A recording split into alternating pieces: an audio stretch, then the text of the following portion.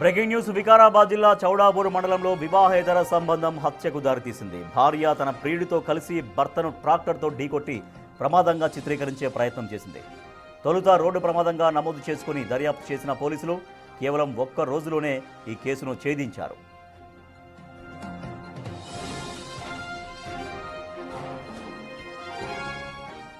చౌడాపూర్కు చెందిన కవిత, అదే గ్రామానికి చెందిన రామకృష్ణల మధ్య కొన్నేళ్లుగా వివాహేతర సంబంధం కొనసాగుతోంది. ఈ వ్యవహారం తెలియడంతో భార్యను మందలించాడు భర్త రత్నయ్య. తమ వివాహేతర సంబంధానికి అడ్డు వస్తున్నాడని భర్తను హత్య చేసేందుకు ప్రియుడితో కలిసి పథకం పన్నింది భార్య కవిత.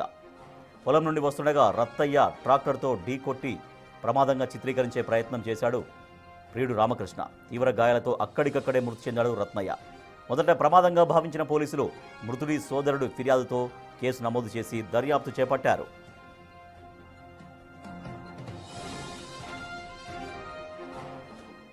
పోలీసుల విచారణలో భార్య కవిత, ప్రియుడు రామకృష్ణల వివాహేతర సంబంధం బయటపడడంతో తమదైన శైలిలో విచారణ జరిపారు. వివాహేతర సంబంధానికి అడ్డు వస్తున్నాడని భర్తను ప్రియుడితో కలిసి హత్య చేశారని వెల్లడించారు పరిగి డీఎస్పీ శ్రీనివాస్. నేరం అంగీకరించిన ఇద్దరు నిందితులను రిమాండ్కు తరలించారు.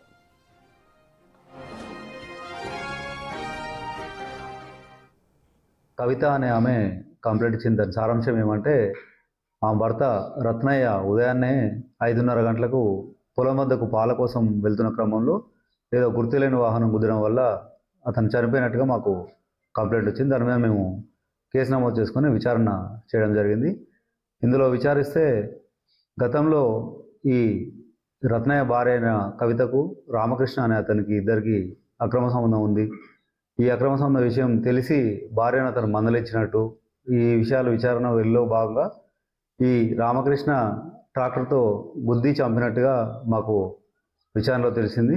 దాంట్లో రత్నయ్య భార్య కూడా అతనికి సహకరించి వాళ్ళ అక్రమ సంబంధానికి ఈయన అడ్డం వస్తున్నానని చెప్పేసి కారణంతో అతని అడ్డు తొలగించుకోవాలని చెప్పేసి ఉద్దేశంతో అతను పథకం ప్రకారంగా వాళ్ళ బావమరిది ఇప్పాయిపల్లి వాళ్ళ బావమరిది దగ్గర నుంచి ట్రాక్టర్ తెచ్చుకొని ఆ ట్రాక్టర్తోని ఉదయాన్నే ఈ రత్నయ్య పాలకు వెళ్తున్న క్రమంలో ఈయన ట్రాక్టర్తో వెళ్ళి అతన్ని గుద్ది చంపినట్టుగా మాకు విచారణలో తెలిసింది.